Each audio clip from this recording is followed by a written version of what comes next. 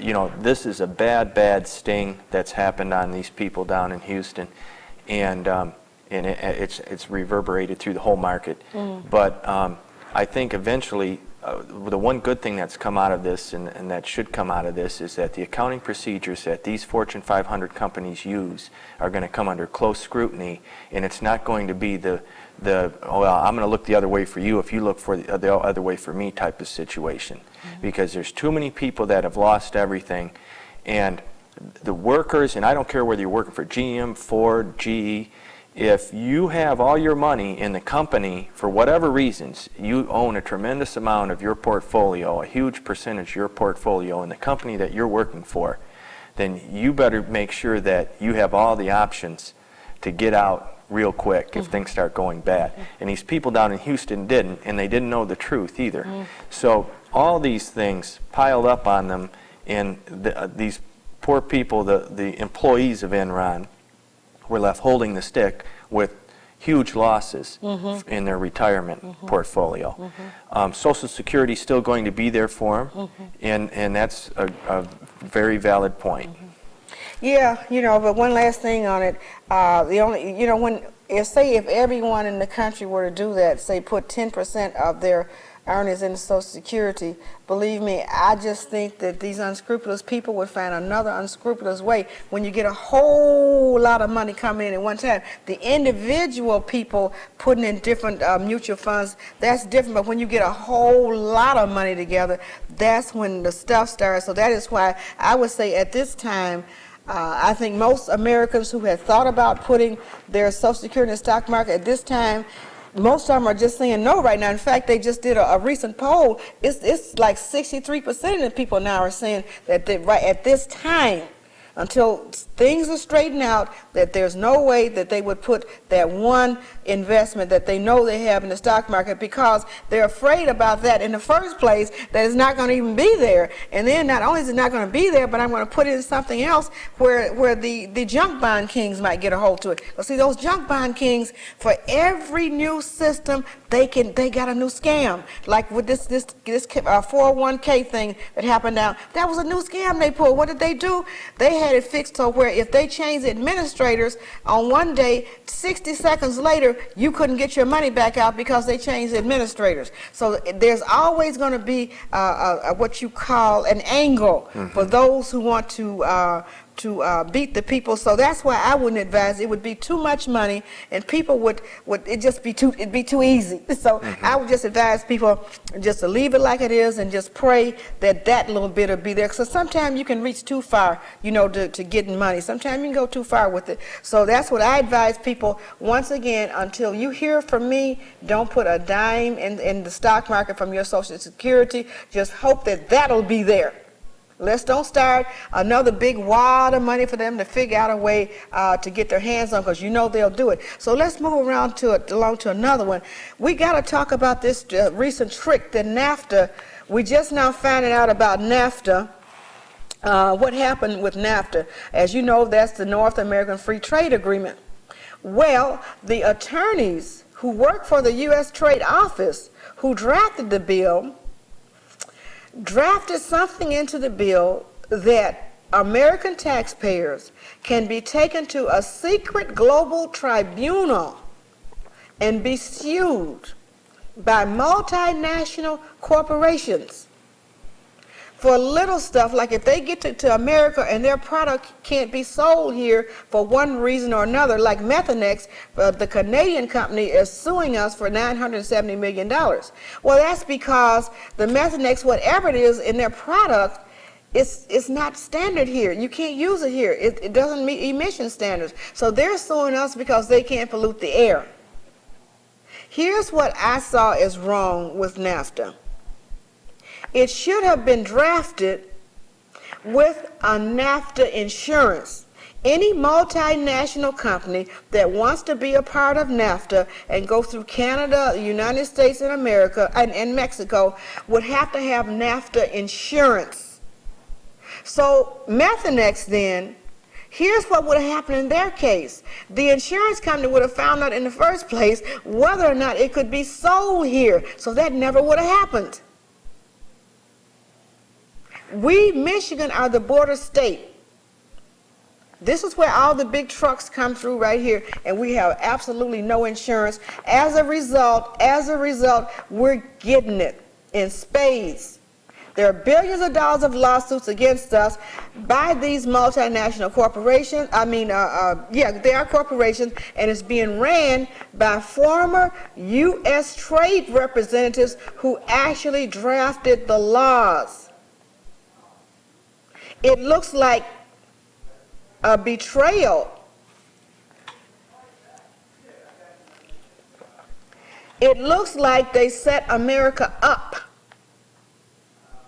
They have quit the U.S. Trade Representative Office. They're now working for large law firms, and they are taking us to court in secret global tribunals. It's been reported right here. And Bill Moyers, call Bill Moyers. He'll give you a videotape of it. I think this is wrong. It's an inside job. It's just wrong. They need to be stopped. These attorneys set up a situation, and now they're gaining profit from it. What do you think, Chris? Well, I think the whole concept of all these global treaties that complicate things, and they're trying to build a world order out of a world that is meant to be free. Mm-hmm. And the United States has a constitution. We have our own statutes. We have state laws, local ordinances, federal laws, and we need to work within that framework. But you can't with this. I know what you're saying, but you can't do that with this. There's nothing that the United States courts can do. This is a secret global tribunal. These lawyers who worked for us, these attorneys work for America. Maybe I should try to read it here on page 17. These people are low down, rotten, and dirty. This is a setup. I mean, it's a cute setup, but that's what it is. It says, Moyer says, many of the same lawyers who worked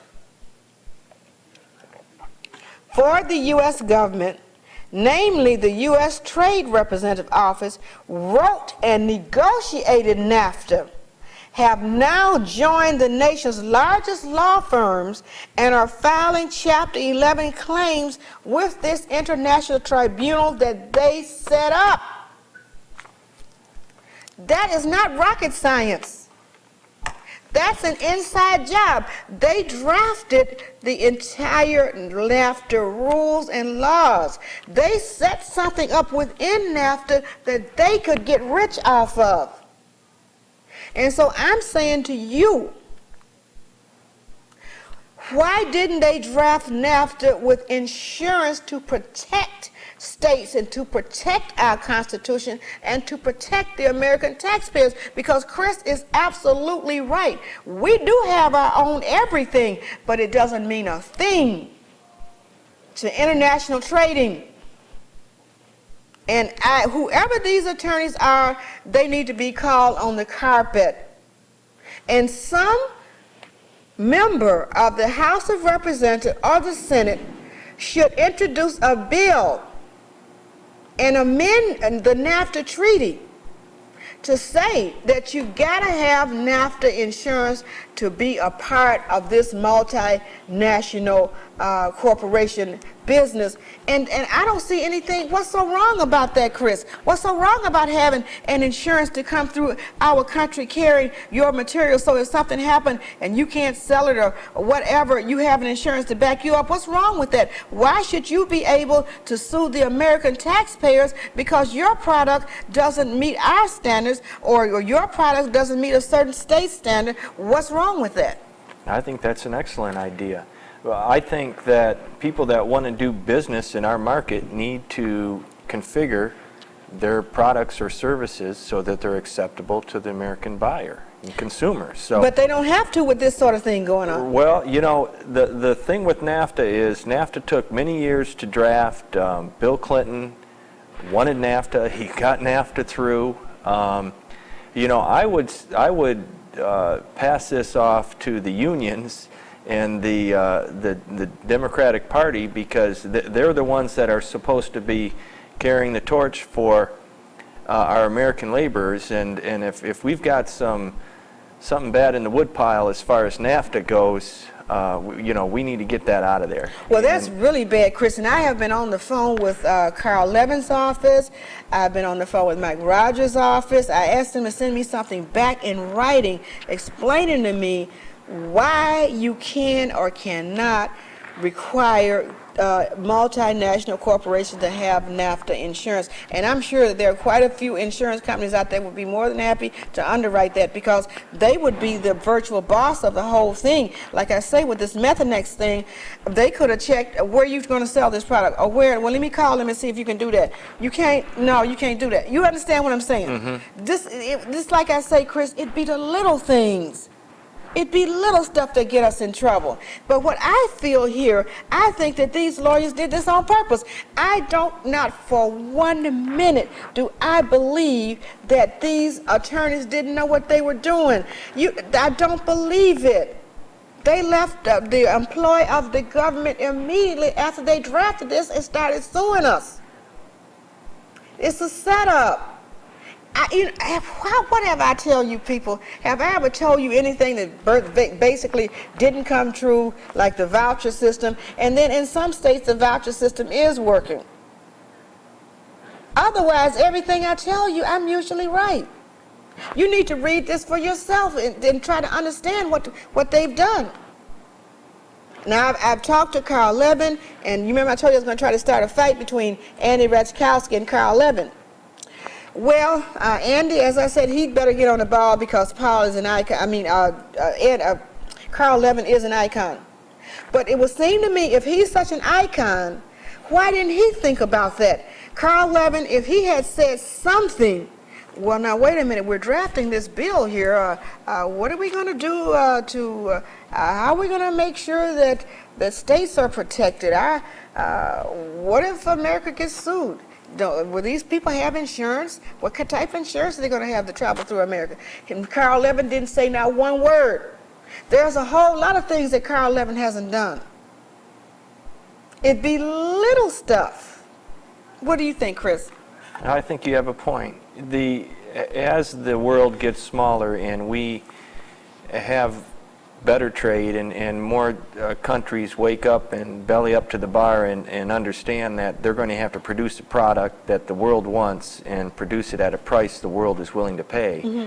I think that these are going to be these issues are going to come to a head. But mm-hmm. the key thing that we have to remember as Americans is that we're in a global a arena of global competition mm-hmm. for our technology, our materials, and our services that we provide. And so the way that these treaties that we get ourselves involved in, the overriding issue here has to be how can this improve our standard of living? And if these treaties put us behind the 8 ball as far as selling our products overseas, and we're in trouble. These treaties are not drafted for us. Well, there's a responsibility, and it's tough to be an American voter, because you hear stories like this, and you think to yourself, how do I educate myself to understand on balloting day and voting day who do I vote for, and what has he done in the past to improve my standard of living and help my community out. And so it's important to stay tuned in and to educate yourself mm-hmm. on what's going on and with these treaties. And it's a tough road to hoe. But one thing you want to remember is Bill Clinton was the person that brought NAFTA to the forefront. George Bush Sr.